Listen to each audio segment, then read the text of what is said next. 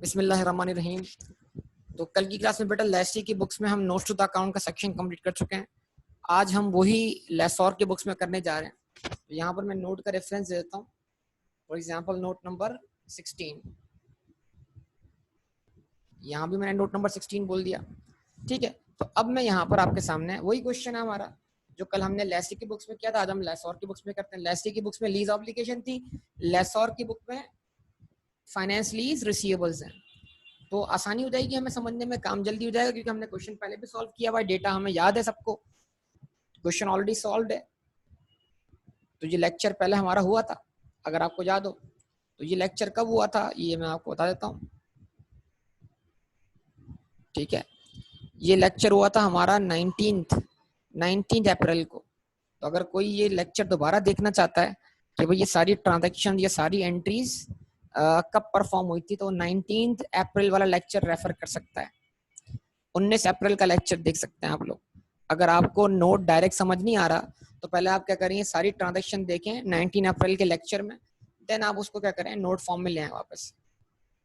Okay जी। Now अब यहाँ पर मैं बीच में पेज ऐड करने जा रहा हूँ, और अब ये लेसौर की बुक्स हैं, और लेसौर की बुक्स में मैं हेडिंग लगाने जा रहा हूँ क्या,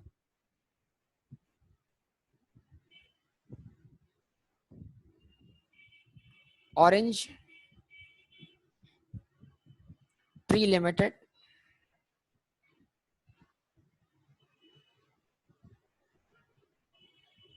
notes to the accounts.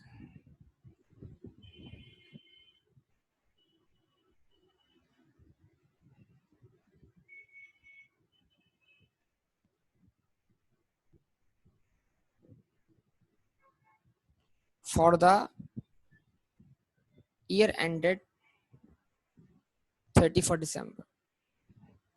ठीक है जी। और यहाँ लिखा मैंने नोट नंबर 16,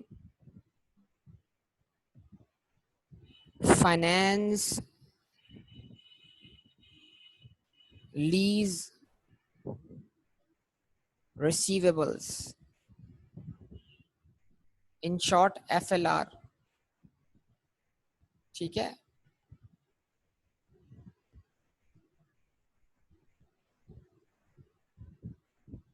जवाब दे बेटा।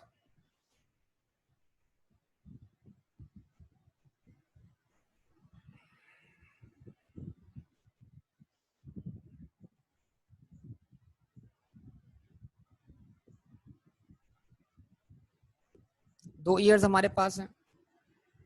अभी आज हम कहाँ पर हैं, 2011 के एंड पर। 2011 एंड 2012 रुपीज। ठीक है जी। तो हमें सबसे पहले बताना है कि कैरिंग अमाउंट क्या था। कैरिंग अमाउंट मतलब रिसीवेबल का कैरिंग अमाउंट साल के स्टार्ट पर, यानी हमें मूवमेंट दिखानी है फाइनेंस लीज रिसीवेबल के अकाउंट में। ठीक है जी। यहाँ लिखा आपने क्या, ये किसी क्या कहते हैं प्रॉपर्टी प्लांट के ऊपर का कैरिंग अमाउंट नहीं है, ये रिसीवेबल का कैरिंग अमाउंट है। कैरिंग अमाउंट वो जो हम रिपोर्ट करते हैं स्टेटमेंट ऑफ फाइनेंशियल पोजीशन में। कैरिंग अमाउंट एज ऑन 1 जनवरी। 1 जनवरी को कैरिंग अमाउंट कितना था FLR का, तो जाहिर सी बात है 1 जनवरी को तो कोई कैरिंग अमाउंट बैलेंस BD के तौर पे मौजूद नहीं था। आसान लफ्ज में बैलेंस BD। अगर ये लीज पिछले साल से कंटिन्यू होती तो बैलेंस BD होता। ठीक है जी, जवाब दें बेटा। इसमें एडिशन, एडिशन मतलब जो लीज रिसीवेबल इस साल क्या हुआ है, क्रिएट हुआ है। सही है बेटा। उसके बाद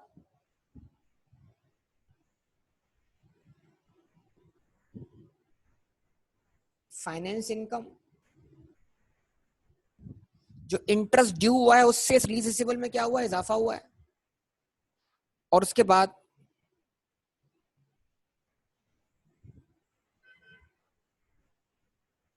लीज पेमेंट्स रिसीव्ड, और जो लीज पेमेंट रिसीव हुई हैं वो क्या कर देंगे आप, इसमें से लेस कर देंगे तो क्या मिल जाएगा आपको, NIL कैरिंग अमाउंट मिल जाएगा ना आपको, कैरिंग अमाउंट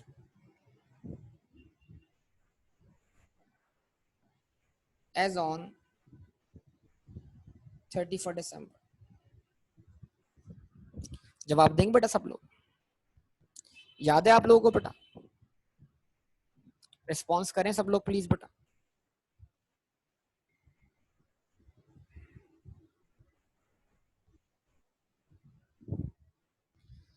अच्छा जी, अब आप ये बताइए कि ऑब्वियसली 1 जनवरी को तो ये लीज शुरू हुई है, तो यहाँ कोई बैलेंस बीडी नहीं है, तो कितने से FLR डेबिट हुआ था इस क्वेश्चन में। तो पूरा क्वेश्चन हमारे पास सॉल्व मौजूद है, तो ज्यादा परेशानी वाली बात नहीं होगी हमारे लिए।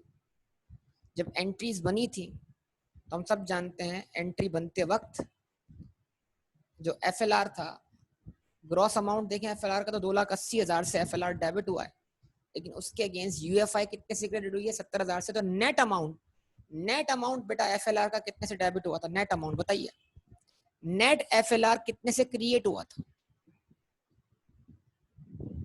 सब लोग देखिए बताइए, क्वेश्चन पूरा सॉल्व है, सॉल्व हुआ है, आपको परेशानी नहीं चाहिए, डेटा आपको याद आ जाना चाहिए। हाँ जी, 2,10,000 से, ठीक है।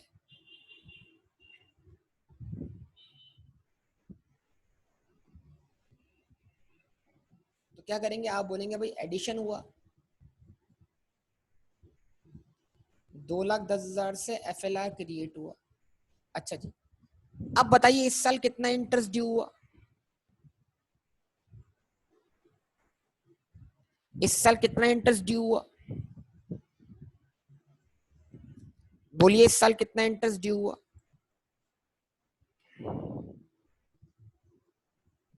31 दिसंबर 2011 को एंट्री देखिए कितना इंटरेस्ट ड्यू हुआ, 32,722।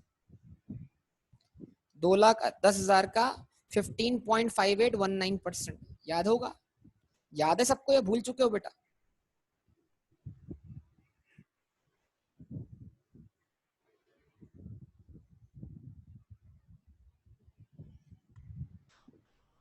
ठीक है, जो फाइनेंस इनकम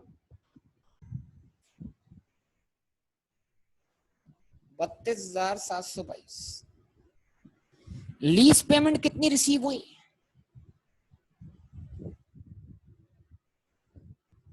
90,000। तो 2,10,000 आपका रिसीवेबल था, 32,722 से इंटरेस्ट ड्यू हुआ और पेमेंट भी रिसीव हो गई। तो लिहाजा जब पेमेंट रिसीव हो गई तो मतलब क्या हुआ, जब पेमेंट रिसीव हो गई तो मतलब क्या हुआ कि इसमें ये इंटरेस्ट भी रिसीव हो गया, 90,000 की पेमेंट से 32,722 कैंसिल, और उससे अब जो कुछ भी हो प्रिंसिपल से कैंसिल। यस और नो,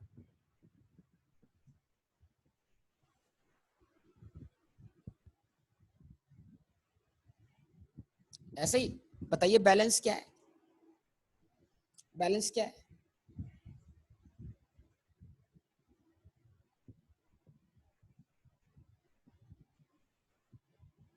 152,722,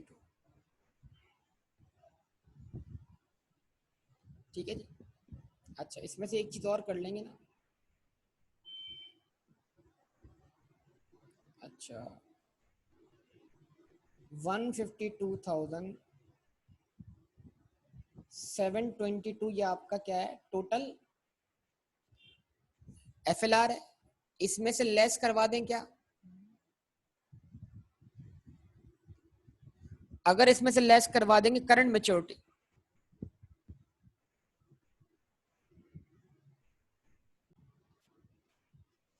ओके जी, इसमें से लेस कर दें आप करंट मेच्योरिटी, तो करंट मेच्योरिटी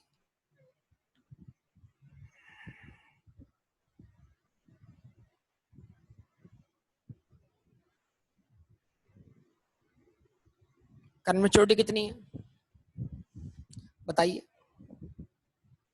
करंट मेच्योरिटी जो थी,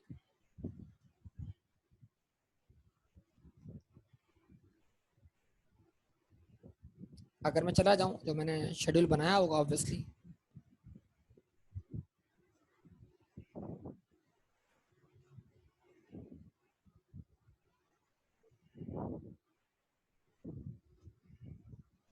तो आप देख सकते हैं 31 दिसंबर पर 152,722 जो है वो आपके पास टोटल एफएलआर है और करंट मैच्योरिटी है 66,203। ठीक है जी।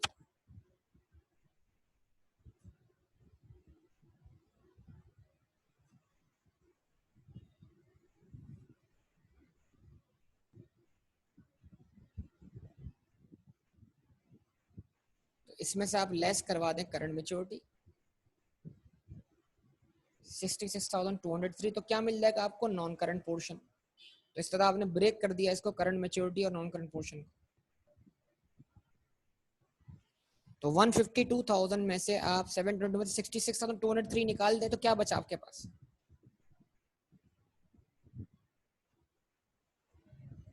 क्या बचा आपके पास बताइए? 86,519। 86,519 जो पे होना है लॉन्ग टर्म में और बाकी पे होना है शॉर्ट टर्म। ऐसा ही जवाब दें। तो इसको क्या बोल दिया हमने?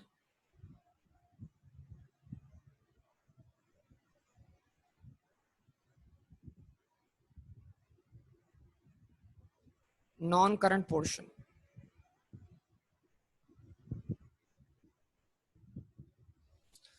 ठीक है जी, ये नॉन करंट पोर्शन आपके पास आ गया यहाँ पर।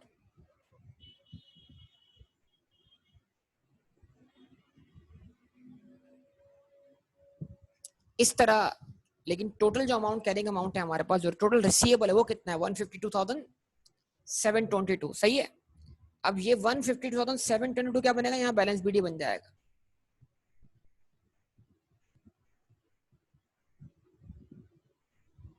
ऐसा ही 152,722 क्या बनेगा बेटा? बैलेंस बीडी बनेगा। यस और नो जवाब दें।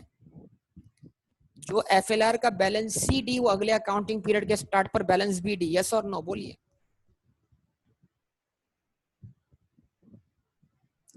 ठीक है जी।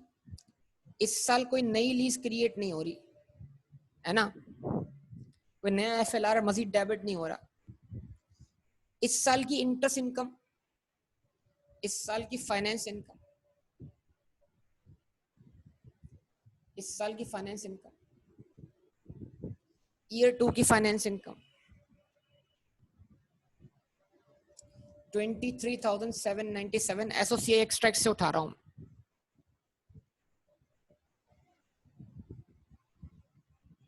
23,797।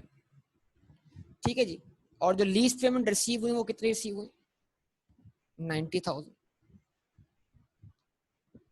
बैलेंस क्या बचा? बैलेंस क्या बचा?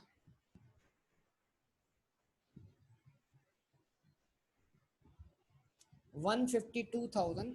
बिल्कुल बैलेंस आ गया 86,519।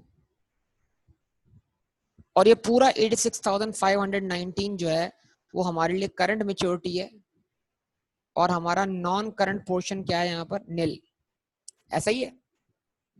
यानी हमारे पास एफएलआई का क्लोजिंग बैलेंस जो है वो 2012 के एंड पे 86,519 है, जो अगले अकाउंटिंग पीरियड में पूरा रिसीव हो जाएगा। ये पूरा करंट है। और नॉन करंट पोर्शन क्या हो गया? नील हो गया। ऐसा है क्या नहीं बेटा?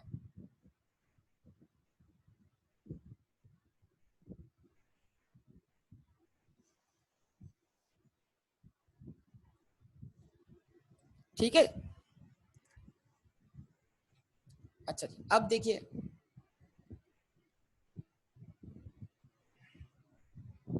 इसके नीचे आ गए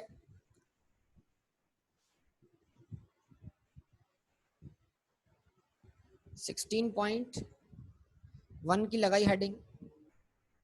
क्या लिखा? Maturity analysis of future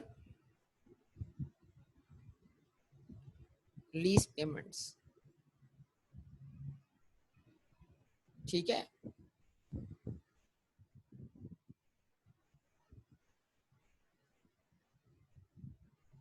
now अब यहाँ क्या लिखेंगे आप,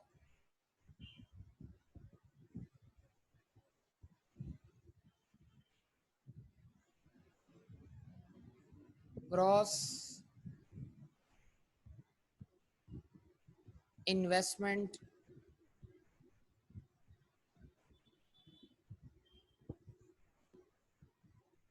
इन लीज,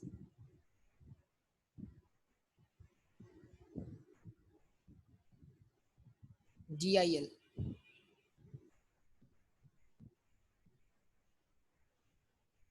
ड्यू इन 2012,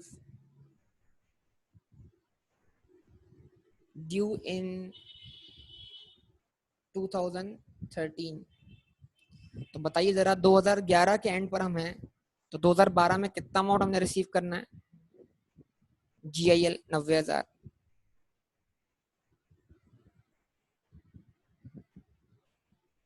जवाब दें बेटा। और 2013 में कितना रिसीव करना है GIL ग्रॉस, 1,00,000।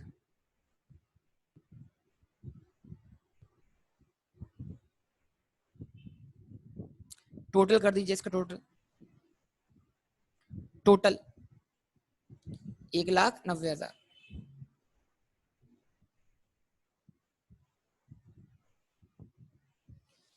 इस तरह जब हम 2012 में आ गए तो 12 वाला अमाउंट तो रिसीव हो गया, तो अब जो 2013 में रिसीव होगा वही लिखना है, कितना रिसीव होना है, 1,00,000। ये 1,00,000 आ गया। अब सिर्फ क्या करना है, इसमें से लेस करना है। क्या लेस करना है,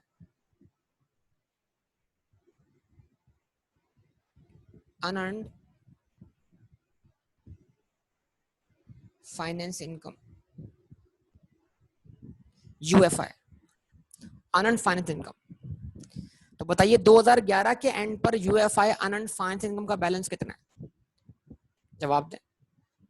आप सब जानते हैं 70,000 टोटल UFI थी, 70,000 में से 32,722 की UFI आप रिकॉग्नाइज कर चुके हैं, यस और नो।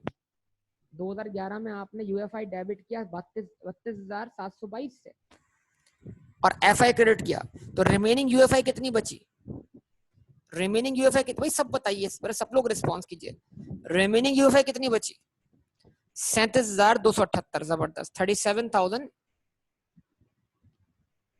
तो जैसे ही मैं 37,278 यहां से क्या कर दूंगा, माइनस कर दूंगा, तो बेटा इसको 1,90,000 में से आप क्या करो,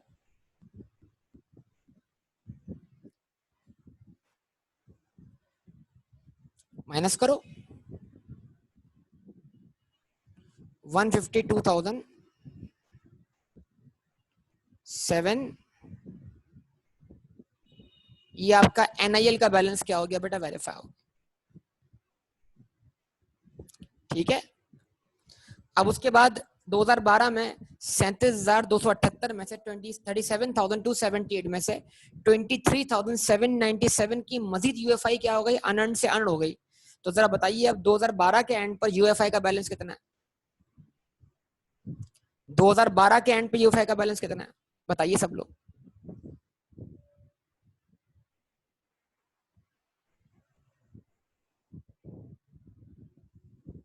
13,481।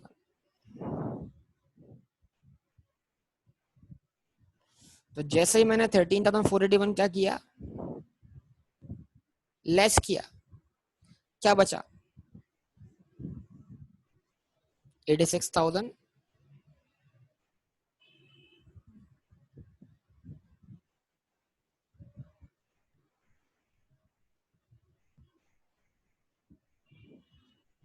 86,519। यस बेटा, तो रिकंसाइल हो गया अमाउंट ऊपर और नीचे, जवाब दीजिए बेटा। तो कोई मुश्किल बात है, बताइए। यस सर, मुश्किल बात।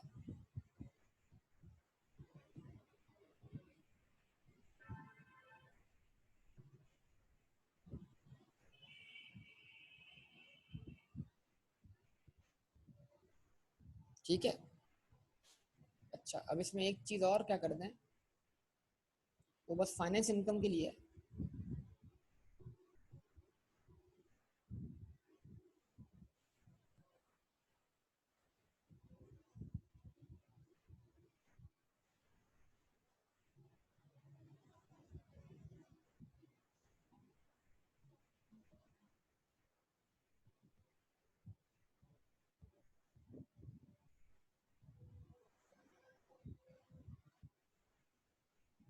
ठीक है, और उसको आप अलग से लिख दें।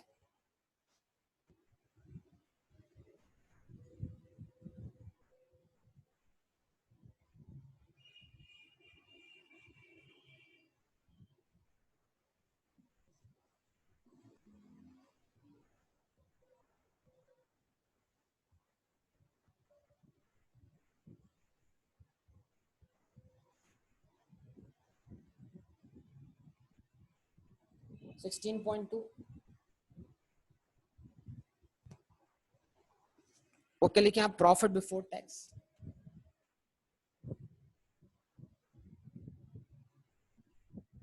ये इसके साथ भी बन सकता है, इसको अलग से भी डिस्क्लोज कर सकता है, मतलब इस नोट के नीचे बनाए या अलग करें। अगर प्रॉफिट बिफोर टैक्स के डिस्क्लोजर्स और भी हो तो उनके साथ डिस्क्लोज कर दें।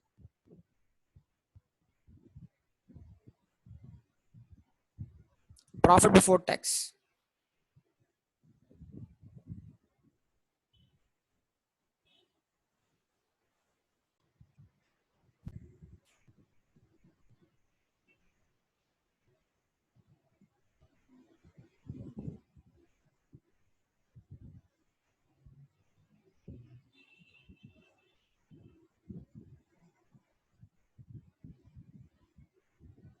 Profit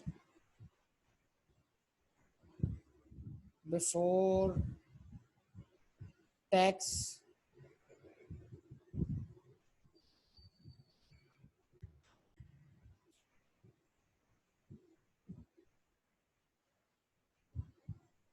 have been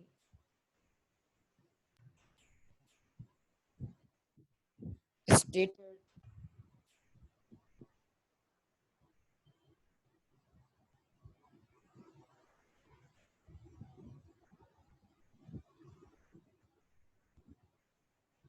after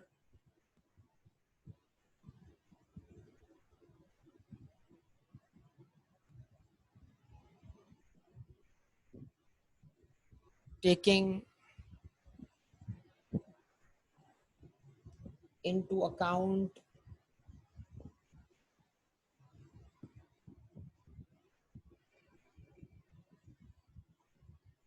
the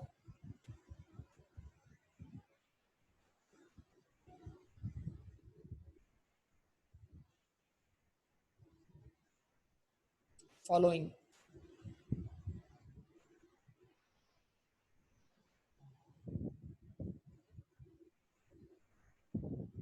finance income, finance income on NIL, NIL मतलब net investment release,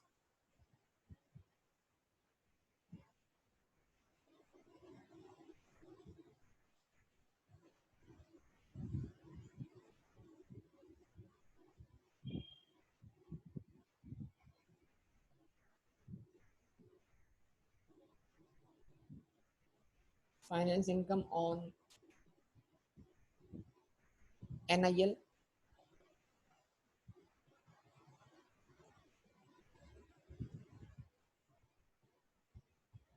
2013 2000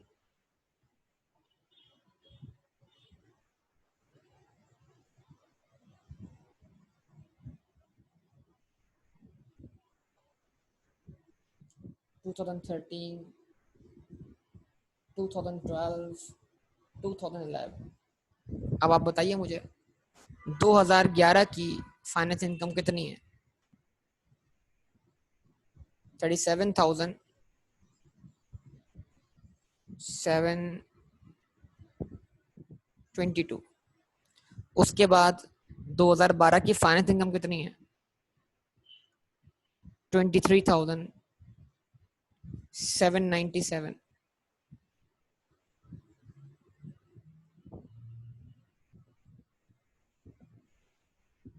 उसके बाद 2013 की फाइनेंस इनकम कितनी है, जिसको आपने अनअर्न्ड लिखवाया था ना, 13,481।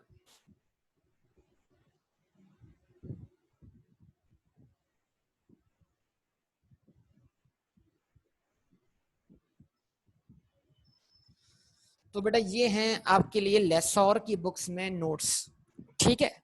तो ये आप अटैच करें किसके साथ, फाइनेंशियल स्टेटमेंट्स के साथ, मतलब एसएफपी के साथ इस नोट को कनेक्ट कर दें। ज्यादातर अगर एग्जामिनर डायरेक्ट सॉल्यूशन में नोट मांगता है तो फिर आपका सॉल्यूशन इतना ही होगा जितना मैंने सॉल्व किया है। तो ऐसे बहुत सारे पास पेपर क्वेश्चन है जहां पर एग्जामिनर सिर्फ क्या मांग रहा है, नोट मांग रहा है, और नोट कोई बड़ी चीज नहीं है। जो कैरिंग अमाउंट आप रिपोर्ट कर रहे हैं स्टेटमेंट ऑफ फाइनेंशियल पॉलिसी में, वही बताना है कि उसका ओपनिंग बैलेंस क्या था, उसमें कितना इजाफा हो रहा है, कितने से कमी आ रही है, कितना क्लोजिंग बैलेंस है, कितनी करंट मैच्योरिटी है, उसकी रिकंसिलेशन है, मुस्तकबिल में वो रिकवर कैसे होगा, उसकी मैच्योरिटी एनालिसिस आ गई। तो कोई मुश्किल बात ही नहीं है बेटा। क्या कहते हैं बताइए, जवाब दीजिए आप सब लोग, रिस्पॉन्स कीजिए बेटा। कोई मुश्किल बात यहां तक?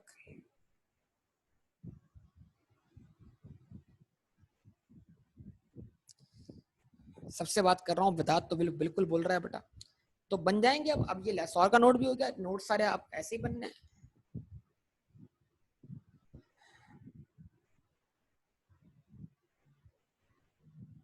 जी बिल्कुल बेटा, उस केस में आप लेसी भी और लेसोर भी है, सब लेटिंग या सब लीजिंग करते हैं, बिल्कुल सही कह रहे हैं आप।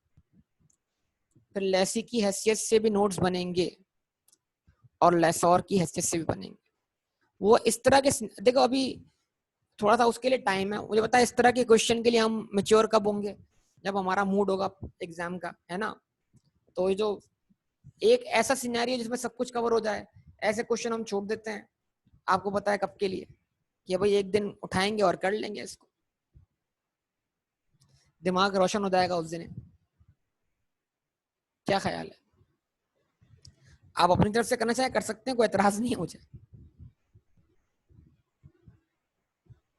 हाँ बेटा जुनेद।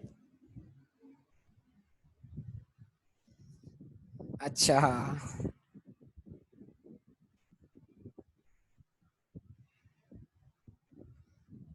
नहीं ऐसा नहीं है, मतलब इट मींस दैट के सिनेरियो ओवरऑल हो जाए सारे के सारे, फिर लीज जो है वो दोबारा रिवाइज भी होता है। कहाँ रिवाइज होता है? डेफर्ड टैक्स के टॉपिक के अंदर भी आ जाता है दोबारा। चलो खैर, लेकिन लीज का टॉपिक यहाँ पे तकरीबन ये कंप्लीट हो गया आपका। ये है कि आपको थोड़ा सा टच देना है इसका, कि अगर आप सेल क्या कहते हैं, सॉरी आप क्या करते हैं, अगर सब लीज करते हैं एसेट को, तो क्या है सब लीज में, राइट। अगर सब लीज के अंदर आपको ये देखना है कि वो सब लीजिंग जो है वो फाइनेंस लीज है, ऑपरेटिंग लीज है। अगर सब लीजिंग फाइनेंस लीज है तो फिर जो right of use of asset आपकी बुक्स में कैपिटलाइज हुआ है वो डिस्पोज ऑफ हो जाएगा, खत्म हो गई बात। कुछ समझे बात या नहीं? और अगर वो सब लीजिंग जो है वो ऑपरेटिंग लीज है, क्योंकि सब लीजिंग में आप लेसर बन जाएंगे, और अगर वो सब लीजिंग जो है वो ऑपरेटिंग लीज है, तो फिर क्या होगा, फिर वो right of use of asset आपकी बुक्स में कैपिटलाइज रहेगा, उसको आप डेप्रिशिएट करते रहेंगे, दैट्स ऑल, कोई इशू नहीं है फिर तो। बात समझ में आई? तो अगर बतौर लेसी आपने एसेट लीज पे लिया है, उसके बाद अगर आप उसको सब लीज करते हैं तो सब लीजिंग में आप देखें कि लीज फाइनेंस लीज है या ऑपरेटिंग लीज है।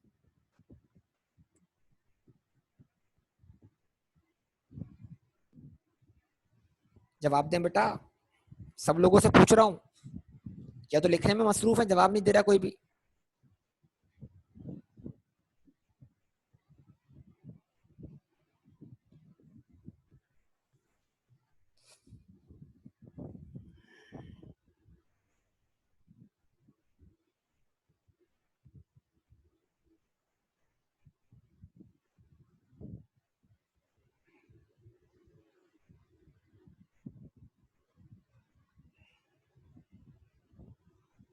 ठीक है,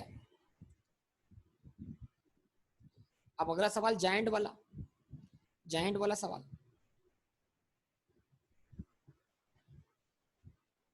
होमवर्क, होमवर्क तो वही दो सवाल होने चाहिए ना जो आज आप करके आए थे।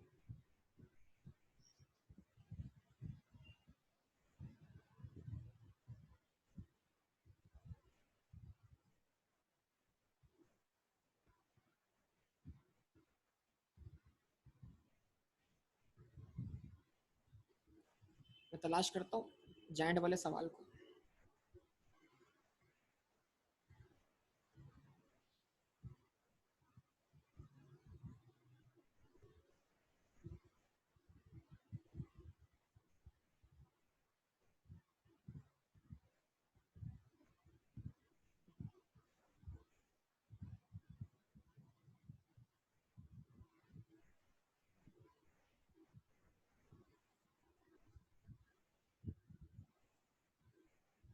जायंट जो है वो ये आ गया ना, लेमन ट्री वही है। जायंट वाला मतलब जायंट तो कौन था, लेसी था ना। अब इसमें लेसौर कौन था, लेसौर। ये आ गया कुछ।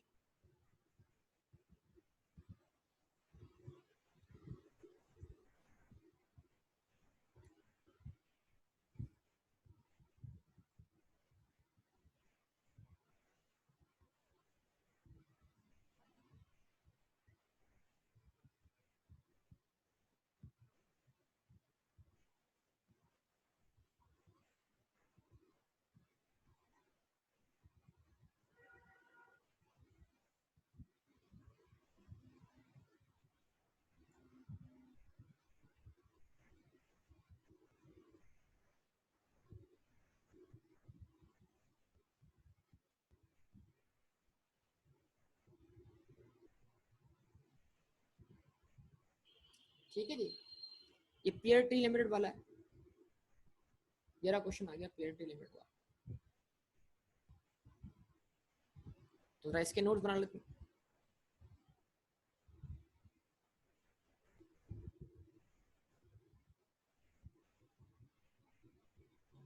Pair tree limited notes to the accounts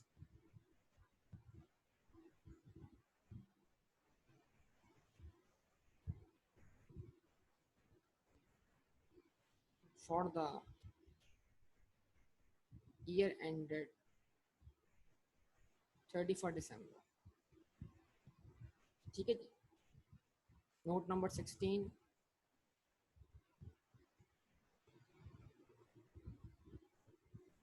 finance lease receivables. ठीक है जी, finance lease receivables, FLR,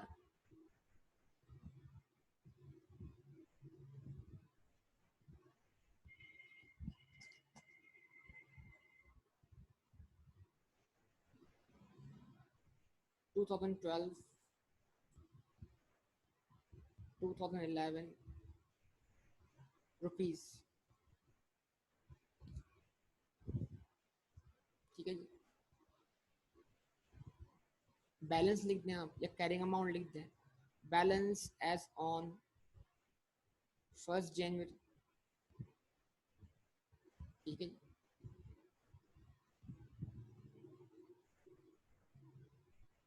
addition,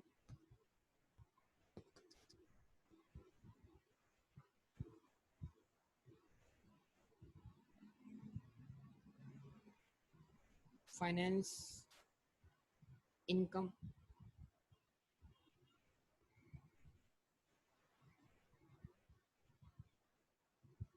lease payments.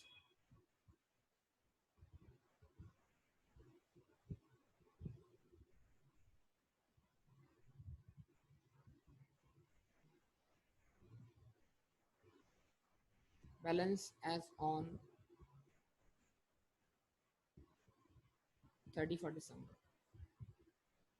ठीक है।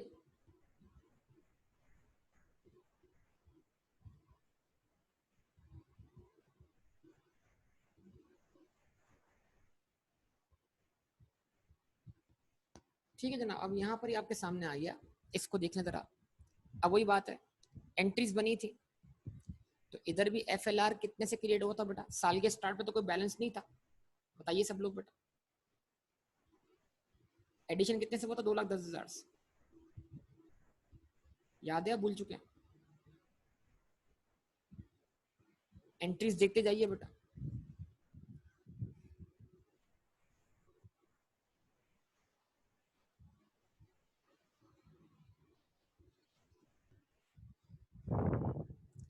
FLR डेबिट हुआ था 2,50,000 से, UFI क्रेडिट हुई थी कितने से? 40,000 से। नेट इम्पैक्ट कितने से आया था? 2,10,000 से। जवाब दीजिए करें साथ साथ बेटा। और immediately payment at the start हो गई थी।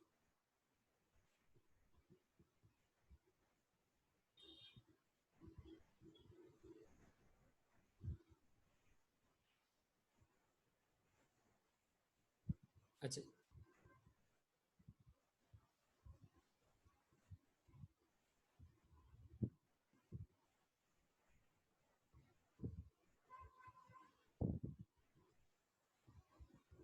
2,10,000 से। और पेमेंट इमीडिएटली डाउन पेमेंट हो गई कितने से? 80,000।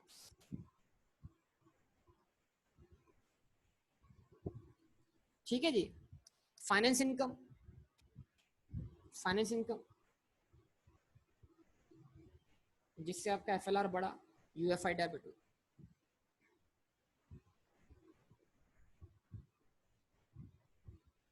रिस्पॉन्स करें बेटा आप लोग।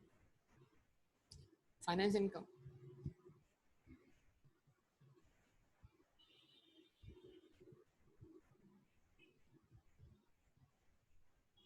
24,430।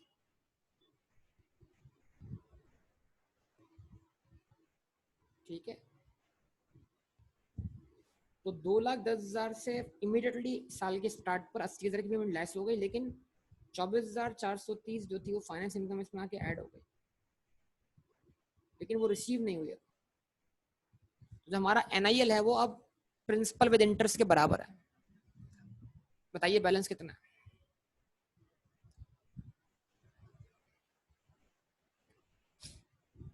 कितना है बेटा, जवाब दीजिए।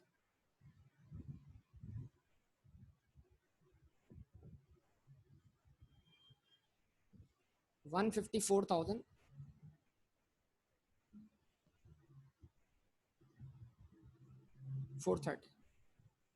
ठीक है जी। इसमें से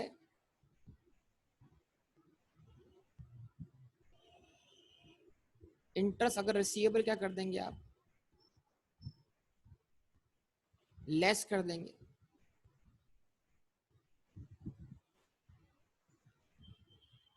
तो NIL विदाउट इंटरेस्ट मिल जाएगा आपको कितना? 1,30,000। जवाब दें, रिस्पॉन्स करें बेटा सब लोग।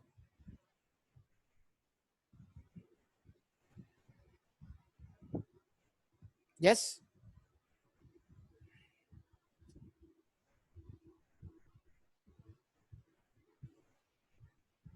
उसमें से लेस करवा दें क्या करंट मेच्योरिटी?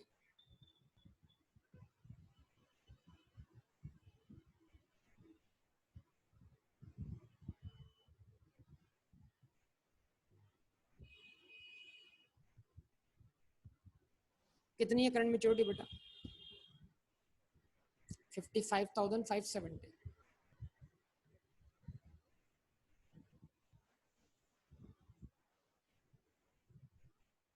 तो क्या मिल जाएगा आपको? Non current portion.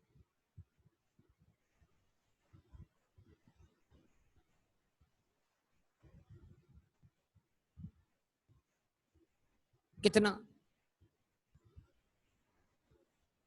74,430। ठीक है। अब इसका मेच्योरिटी एनालिसिस लेकर आ जाइए नीचे। आपको खाली 154,430 के बराबर उसको रिकंसाइल करना है, जो कि वो balance with interest he verify होगा। आप इसको ले आओ। आप लिखो 16.1 maturity analysis of future lease payments।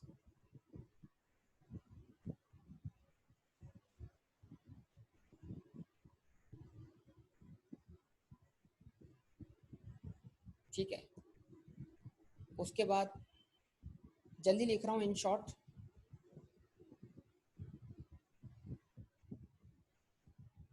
वरना हेडिंग आप पूरी लगाइएगा, GIL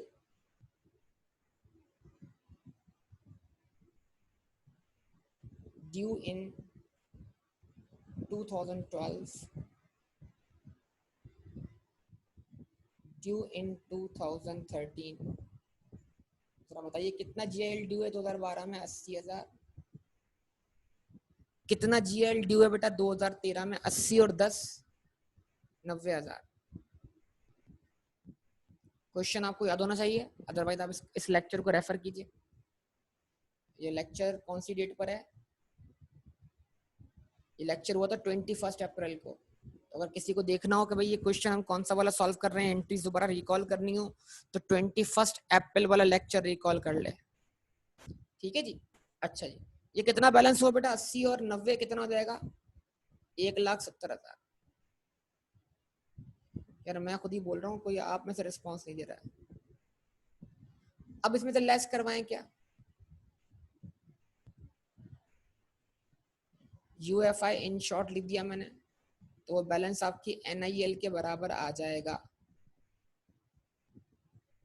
UFI कितनी है बेटा? UFI तो टोटल UFI थी आपके पास कितनी? टोटल UFI थी आपके पास 40,000 ना? यस और नो? अनअर्न्ड फाइनेंस इनकम आपके पास थी 40,000, और 40 में से आप UFI डेबिट कर चुके हैं कितने से? 24,430 से। ठीक है जी, तो 40,000 में से 24,430 माइनस कर दे तो आपको UFI का रिमेनिंग बैलेंस मिल जाएगा।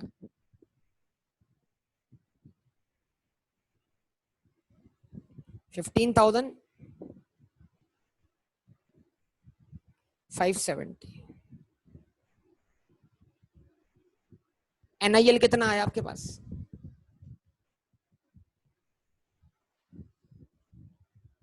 NIL कितना आया बेटा? 170,000 माइनस 15,000। हाँ, वो आ गया प्रिंसिपल विद इंटरेस्ट के बराबर 154,430। ऊपर वाले अमाउंट से रिकंसाइल हो गया। सही है।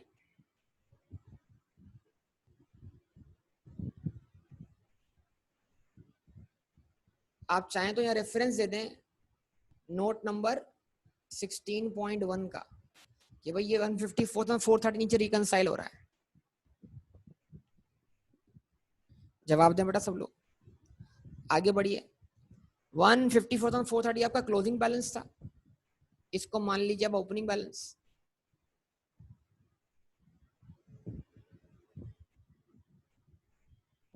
कोई एडिशन नहीं हुआ।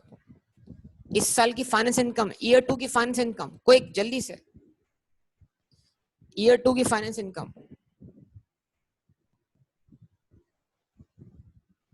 13,988।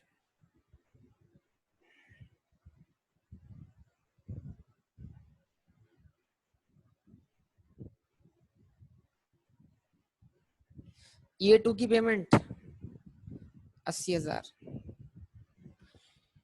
ईयर 2 का बैलेंस क्लोजिंग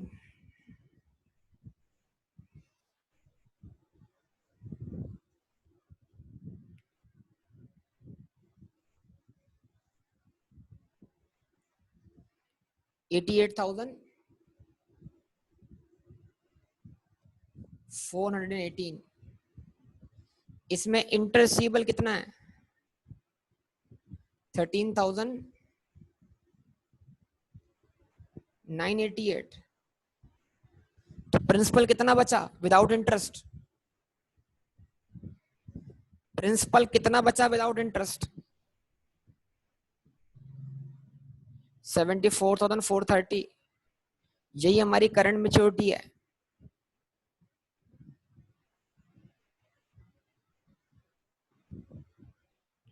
और नॉन करंट पोर्शन क्या हो गया बेटा? निल हो गया। जवाब दो। अच्छा यहां आ जाओ मैच्योरिटी में। 2012 गुजर चुका, 2012 एंड हो चुका, अब 2013 ही बाकी है। 2013 में हमारी जेब से कितनी पेमेंट जानी है? 90,000।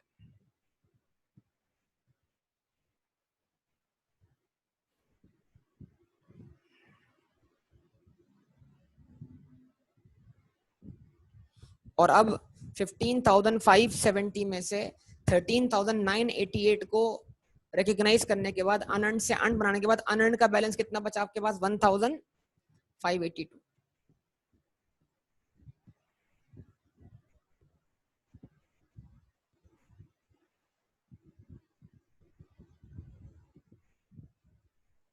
बताइए क्या आंसर आता है? 88,418 आना चाहिए ना।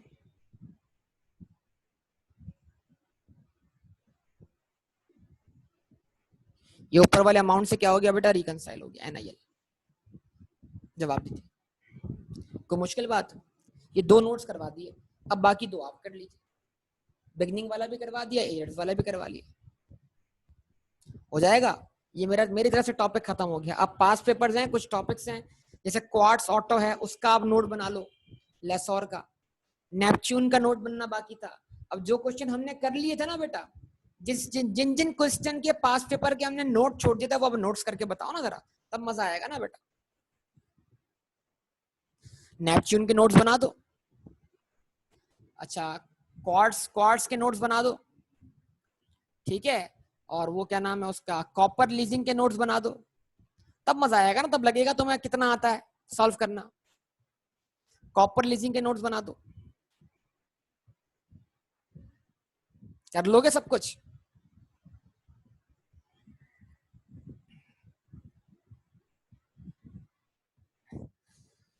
क्वेश्चन बैंक सेंड कर दो। सेंड तो किया था, नहीं किया मैंने आप लोगों को?